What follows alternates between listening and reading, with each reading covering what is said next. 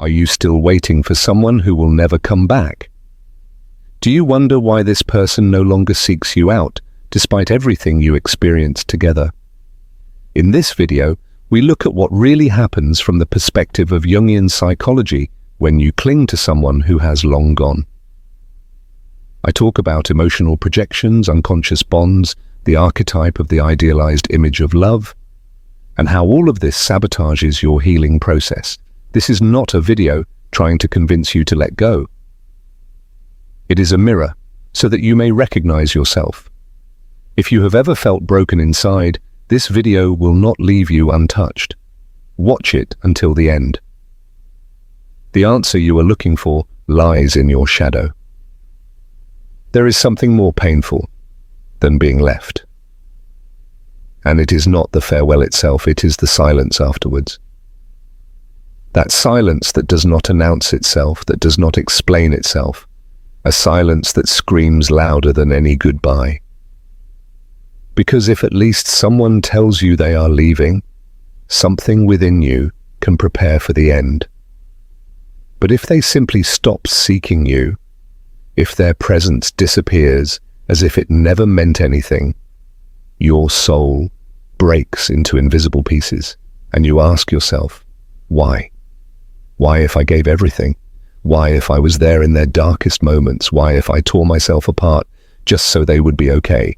And the cruelest question of all, why am I still waiting for them if they will never come back? Grief without answers is the longest, and often it is not the absence of the other that hurts. What truly hurts is what their absence triggers within you.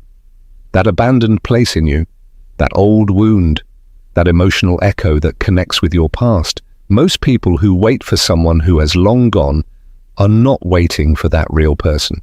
They are waiting for what that person once meant to them.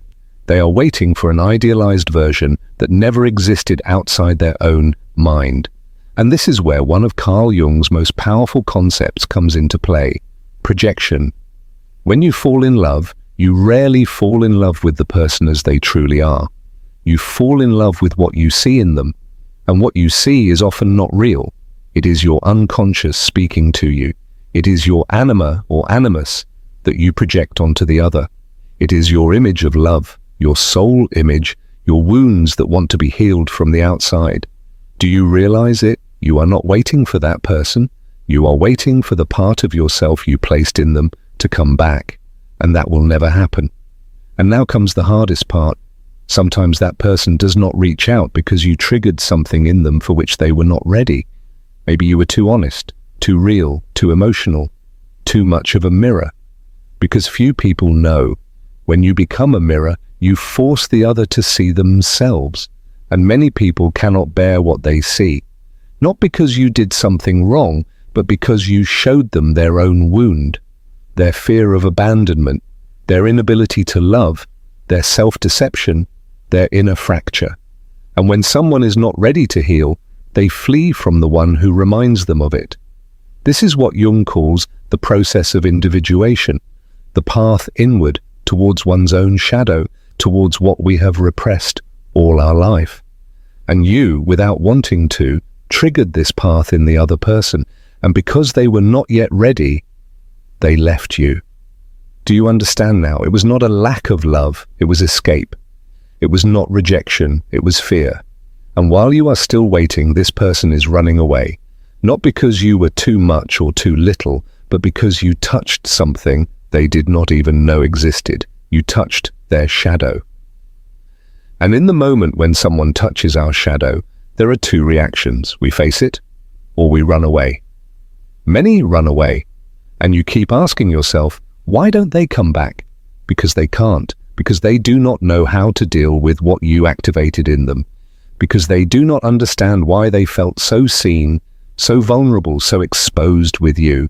Because maybe for the first time, they saw themselves in you, and that was more terrifying than being without you. That is why they do not seek you. You were not a comfortable fantasy. You were a wake-up call, and no one wants to wake up as long as they still want to dream. I am not telling you this so that you keep waiting. Quite the opposite. I am telling you so that you understand. Their silence does not determine your worth, and what you felt was real.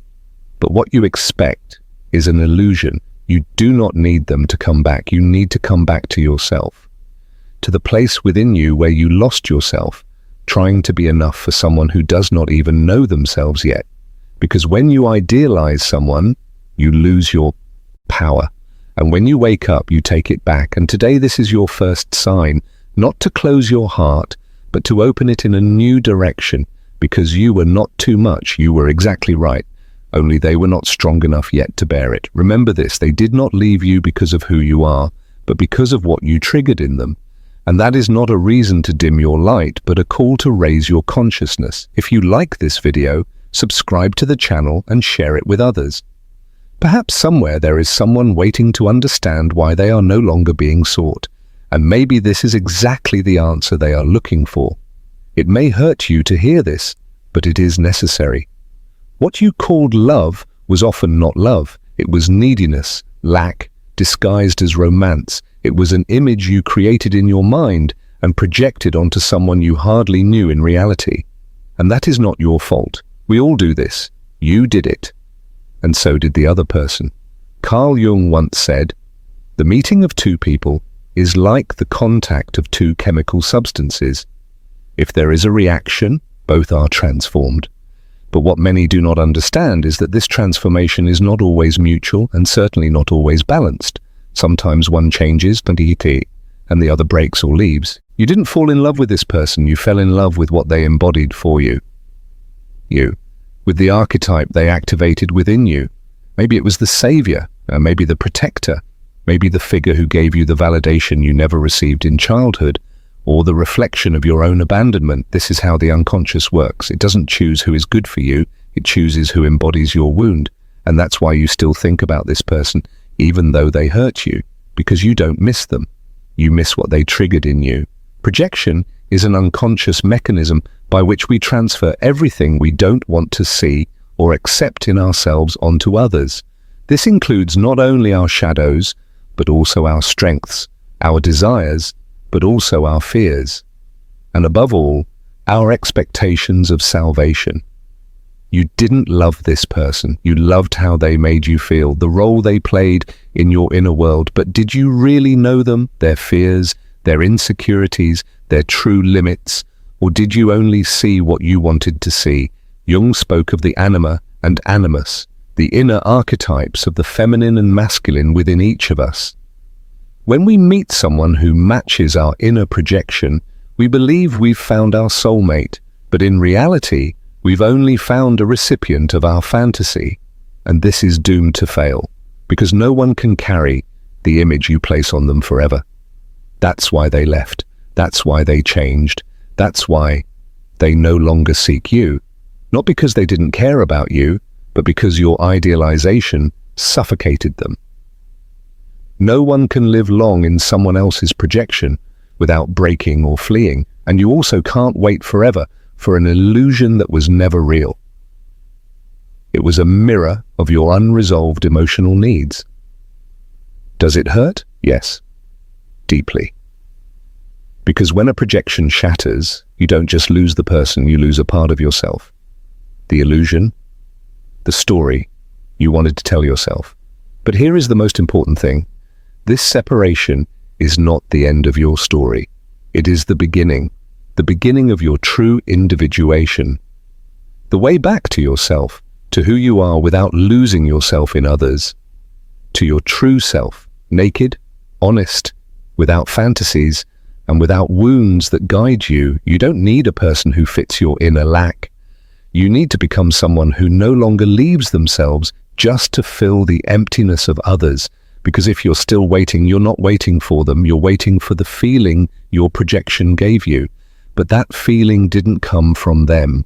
It came from within you, and you can give it back to yourself without anyone returning. Love is not worship. It is not total devotion where you forget yourself. True love arises when you are complete, and you choose to share this fullness with someone, not to be saved, not to feel worthy, but to grow together, from reality, not from illusion. Maybe today you still can't stop thinking about this person, but there will come a day when you see clearly. It wasn't him. It wasn't her. It was your mirror. And when you let go of that mirror, you will see yourself and understand it wasn't love, it was a reflection, and you don't need that anymore. Don't close this chapter with anger, but with gratitude, because what you experienced was painful, yes, but it was a lesson. And every lesson that brings you back to yourself is worth more than 1,000 broken promises. Your story doesn't end with the one who left. It begins with the one who returns, yourself. If you're crying today over someone who won't come back, remember this: you don't need them to come back. You need to wake up. And that begins now. People don't break us. They show us where we were already broken. The good news is, now that you know, you can begin to rebuild yourself from a real place, a place that truly belongs to you. If you like this video, I invite you to subscribe to the channel and leave a comment with just one word: I wake up. By doing so, you give your subconscious the sign that something has changed, and you help others feel less alone on this path. It is hard to accept, but often what we call love is nothing more than a hidden desire for control. You believe you're protecting him, that you love him with all your heart, that you give without asking, that you completely surrender yourself. But deep inside there is a hidden thought: if I am good enough, he won't leave me. If I love him so much, he will stay. If I help him heal, he will choose me. And that's where self-deception begins, because you don't love from freedom, you love from fear.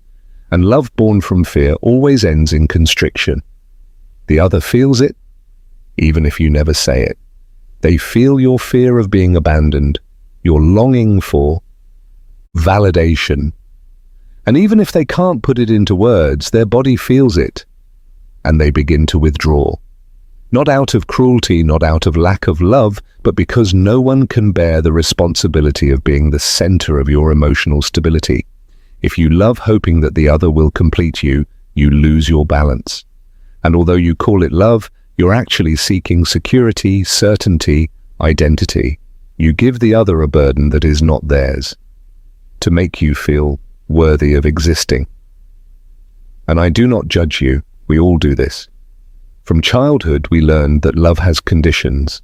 If I am good, Mum loves me. If I try hard, Dad sees me. If I am perfect, they won't leave me. And so we grow up with this pattern: love to not be abandoned, not to show ourselves, but to hold on, to never feel that emptiness again that once broke us. But that is not love, it is unresolved trauma. Carl Jung said, "He who looks outside dreams, he who looks inside awakens." As long as you seek outside for someone to complete you, you will dream, hope, project. But if you dare to look within and recognize where your lack comes from, then your awakening begins. An awakening is not beautiful, it hurts. It forces you to let go of the illusion that someone else will save you. When that person left and didn't come back, they didn't do it because you weren't enough, but because you unconsciously put them on a pedestal. And pedestals are cages. Pedestals suffocate. Pedestals are not love. They are idealizations that no one can carry for long. Emotional freedom begins when you no longer need to control the other to feel inner peace, when you no longer need them to feel safe, when you no longer need to test if they will stay, when you no longer love to avoid abandonment, but because you no longer abandon yourself. You wanted to protect him, but you also wanted him to stay. You wanted to help him heal, but also for him to choose you, and that's okay. It is human. But if you're not aware of it, you will repeat it. And the worst part is you will keep waiting. Not because he is the right person, but because you haven't healed the wound that idealized him. A healthy relationship is not about how much you give, but how much you give to yourself while giving. Because if you give everything and lose yourself in the process, you are not loving, you are bargaining, you are unconsciously saying, I give you everything I am, but please stay. And that is emotional manipulation. Gentle, unconscious, but real. That's why I tell you, love is not a mechanism of control. Love does not need proofs, conditions, constant reassurance, True love sets free.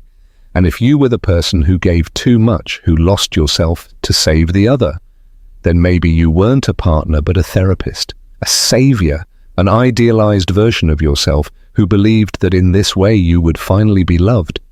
But that exhausts, that overwhelms, and eventually the other notices and leaves, not out of malice but out of instinct. You were not left because you gave too much. You were left because you gave out of fear. And fear, even disguised as love, always repels. The most painful part is that you thought you were doing everything right, and you gave your best, but not from the right source, not from awareness, not from whole love, but from your old wound. And now that you know it, you can do it differently. You can begin to love yourself, to hold yourself, to save yourself, and to stop controlling others with your fear, even if it comes from the best intentions. If you like this video, leave a comment saying, "I no longer love out of fear." This is a promise to yourself, a small act of awareness that can forever change how you live relationships. It is hard to accept, but often what we call love is nothing more than a hidden desire to control. You think you are protecting him, that you love him with all your heart, that you give without expecting anything in return, that you surrender completely. But deep inside you there is a hidden intention. If I am enough, he won't leave me. If I love him so much, he will stay. If I help him heal, he will choose me. And that is where self-deception begins, because you are not loving from freedom, you are loving from fear. And love that is born from fear always ends in constriction. The other person feels it, even if you never say it, even if you don't notice it yourself. He feels your need to be validated, to be accepted, to not be abandoned. And even if his mind doesn't understand it, his body senses it and begins to withdraw, not out of cruelty, not out of lack of love, but because no one can bear the responsibility of being the center of your emotional stability. If you love in the hope that the other person will complete you, balance is lost. And even if you call it love, in truth, you are seeking safety, certainty, identity. You place a burden on the other person that isn't theirs to make you feel worthy. And I do not judge you. We all do this. As children, we learn to attach out of need. If I am good, Mum loves me. If I try hard, Dad sees me. If I am perfect, I won't be abandoned. And so we grow up with this pattern, loving to not be left. We do not love to share ourselves. We love to hold on. We love to never again feel that pain that once broke us. That is not love. That is unresolved trauma. Carl Jung explained it like this: he who looks outside dreams, he who looks inside awakens. As long as you seek outside for someone to complete you, you will keep dreaming, projecting, hoping. But if you dare to look within and recognize where this need comes from, you begin to awaken. And awakening is not beautiful. Awakening hurts, because it forces you to let go of the illusion that someone else will save you. When this person left and did not return, they did not do it because you weren't worthy. They did it because, without knowing it, you placed them on a pedestal. And pedestals tire. Pedestals crush. Pedestals are cages disguised as admiration. Emotional freedom can only arise when you no longer need to control the other person to feel inner peace. When you no longer need them to reply immediately, to tell you what you want to hear, to match the script in your mind. When you stop loving to avoid abandonment and start loving because you no longer abandon yourself, you wanted to protect this person. But in truth, you also wanted them to stay. You wanted to help them heal, but also for them to stay with you. And that is okay. It is human. But if you are not aware of this, you will repeat it. And the worst part is, you will keep waiting for them to come back. Not because they are the right person, but because you have not yet healed the wound that led you to idealize them. A relationship is not based on how much you give, but on how much you give to yourself while giving. Because if you give everything and empty yourself in the process, you are not loving, you are bargaining. Unconsciously, you are saying, I give you everything I am, but please stay. And this is a form of emotional manipulation. Silent, innocent, but real. That is why I tell you, love is not control. Love does not need to hold on. Love does not require constant proofs of loyalty or commitment. True love frees, and if you were someone who gave too much, who surrendered yourself completely, who tried to save the other person from themselves, then maybe you were not a partner, but a therapist. Maybe you were a savior. Maybe you were a perfected version of yourself, believing that in this way you would never be rejected again. But that tires, that exhausts, and eventually the other person feels it and flees, not out of malice but out of instinct. You were not rejected because you gave too much. You were left because you were giving from a place that was not love, but fear. And fear, even when disguised as love, always repels. The hardest part is that you felt you were doing the right thing. And you were, but not from the right place, not from awareness, not from complete love, but from your wound. And now that you know this, you can do it differently. You can begin to love yourself first, to hold yourself, and to stop controlling, even with the best intentions. If you like this video, leave a comment saying, I no longer love out of fear.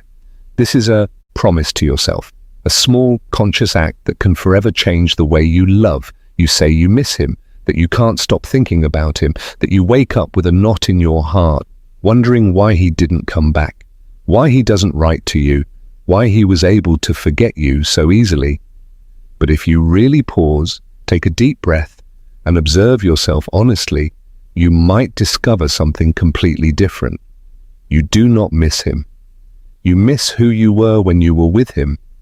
You miss the version of yourself that felt more complete, more seen, more significant. You miss how he activated in you the feeling of being special. And when he left, you didn't just lose a person. You lost an emotional state, a validation, an inner place. Because there is an uncomfortable truth that many do not want to see. You are not waiting for him to come back. You are waiting to feel like yourself again. And you believe that is only possible if he returns. But that is a trap of the ego. The ego does not want to heal, it wants to be right. The ego says, if he comes back, then I was worthy. If he comes back, then I wasn't wrong. If he comes back, then I was enough. You are not waiting for love. You are waiting for emotional rehabilitation. Jung explained it like this. The ego fears its own disappearance. It fears the collapse of its identity. And when someone leaves without giving you explanations, without closing the circle, without acknowledging what you gave, the ego panics. And that is why it clings, why you become obsessed, why you repeat scenes in your mind, because you cannot accept that this story remained open. But you know what? The soul does not need the story to end the way you imagined. The soul only needs you to awaken. An awakening does not always come with answers. It comes with awareness. What really hurts you is not that he left. It is that his departure left you naked in front of your own inner lack. And now you believe no one will ever fill it again. But you do not see that lack was not caused by him. It was there before. He only made it visible, only touched it, only activated it. And that was the most valuable thing he could do for you. Because sometimes the person who hurts you the most is your greatest teacher, disguised as an enemy, the one who, without knowing it, forces you to look within, to rebuild yourself, to stop begging for love in the name of romance. I know it is hard to accept that the pain is real, that the nights are heavy, that you still wonder if you mattered to him, if he thinks of you, if he regrets it. And maybe yes, maybe somewhere he thinks of you, but not enough to come back. Not with the clarity you wish for, not with the intensity with which you still expect him. And that hurts, but it also frees you, because it gives you your power back, because you do not need him. What you need is not this person's return. You need to say goodbye to the illusion that only through him you were yourself. Because this is not love, this is emotional dependency. And the soul is not built through dependency, but through solitude, through the fall, through that brutal moment when you realize that